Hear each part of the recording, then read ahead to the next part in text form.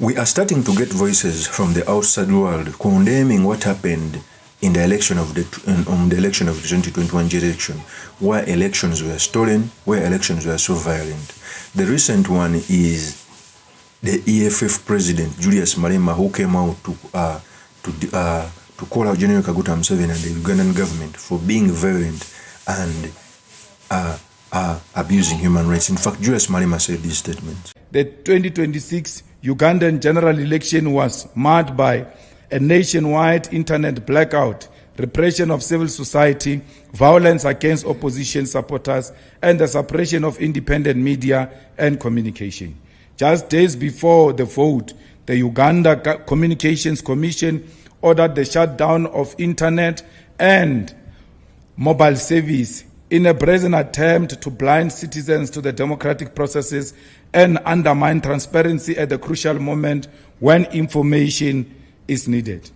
Reports from international human rights organizations confirm that these steps violated fundamental rights to access information and free expression, creating information vacuum that shields abuses, delays results, and erode public confidence in the integrity of the elections. We condemn the violence and intimidation directed against opposition figures, political activists, and voters, and the unaccountable use of security forces to silence dissent. The EFF stands in firm solidarity with the people of Uganda and calls on regional and international bodies to recognize these elections as illegitimate and unacceptable democratic norms.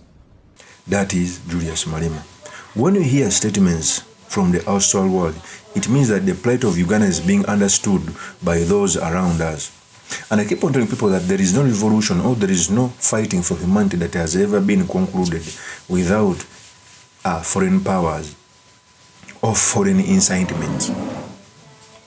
Trust me. And at this juncture, I clearly see that is the reason why government, General Kaguta Museveni, is in panic, because he knows there is no sane Ugandan or even a sane outside foreign power that can come out to endorse the dictatorship, the authoritarianism that is happening in Uganda. And we are heading to a more dangerous direction if you don't come on to correct this. So the purpose of this video, I've come to talk about the comments which were made by Julius Malema, what it means for our politics, and most importantly, the study materials we can learn from the politics of our nation. But before I do this, I want to let you know that if you're new to this channel, please subscribe. And if you're watching this video from a different platform, please head on to YouTube, type in Sula Mawagari. There's a lot of content of this nature. If geopolitics and economics is what you want, this will be definitely the right channel for you to subscribe to.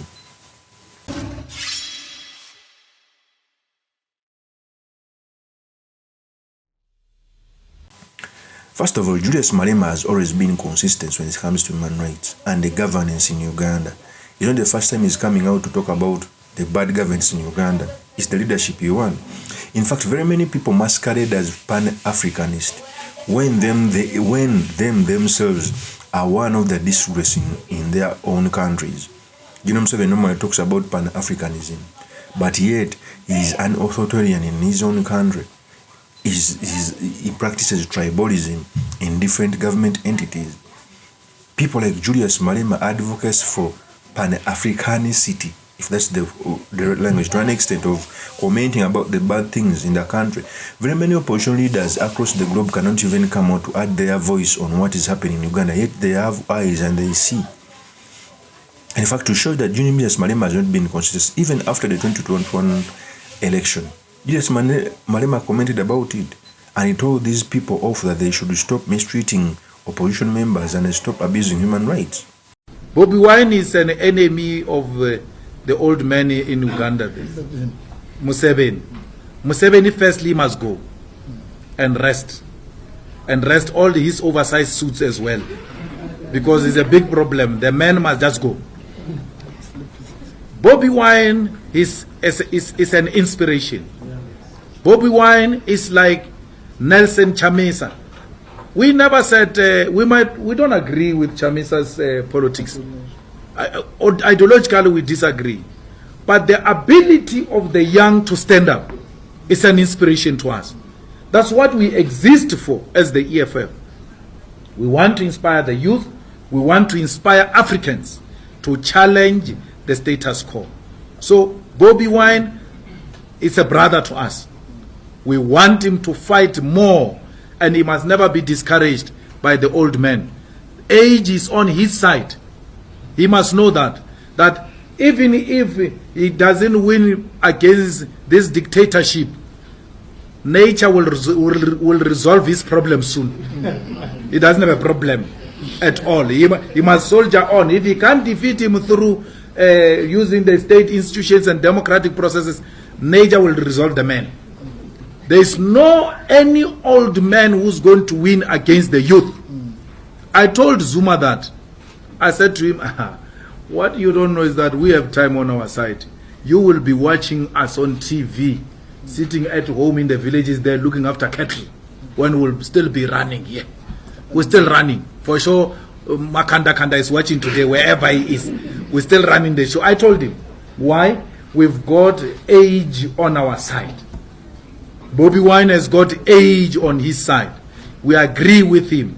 Museveni, a friend of Cyril Ramaphosa, by the way. Museveni is a friend of Cyril Ramaphosa. Your friends will define you, by the way. Ramaphosa's friend, Museveni, who gave him those cattle. What do they call them?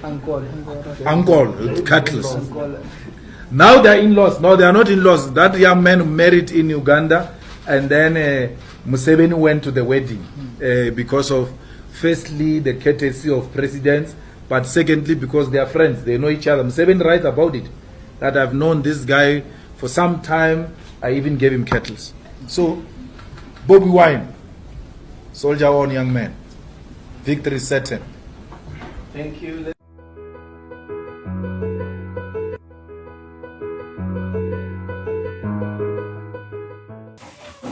So Julius Malema being consistent, plus by the other foreign nationals. I remember even the Senator for Foreign Relations in America also commented about the elections. Very many global leaders are speaking about this. And as General Museveni is getting old, because he's now 82, you're an octogenarian. You may not have the same tenacity as you used to have when you are young. It's the reasons why we are going to see small governments, General Museveni's government, because he can no longer administer the regime as it used to be. That's why he's gone in a panic mode. General Museveni never used to arrest opposition members in the mid-1996 when he was contesting against Temogere, although there were some violence, but now it is becoming exceedingly very big. In 2016, I remember Besigye campaigned to an extent of entering Kampala city. Nowadays, even city centers are not allowed people to campaign through, giving a reason that they are going to disturb trade. Yet themselves, when it's time for campaign, they even come in a capital city. So he tells you that our democracy is becoming a mockery, and our democracy is becoming something that's going to become dangerous in the near future. I thank Julius Malema for coming out and add a voice on things that's happening in Uganda, and I thank everyone from other countries who comes out to add his voice on what's happening in Uganda. Of course, as Mampini remains yours truly, Mr. Makindi. If you're new to this channel, please subscribe, like and comment so that I can be motivated to do more of such videos. I'll see you on another one. Peace.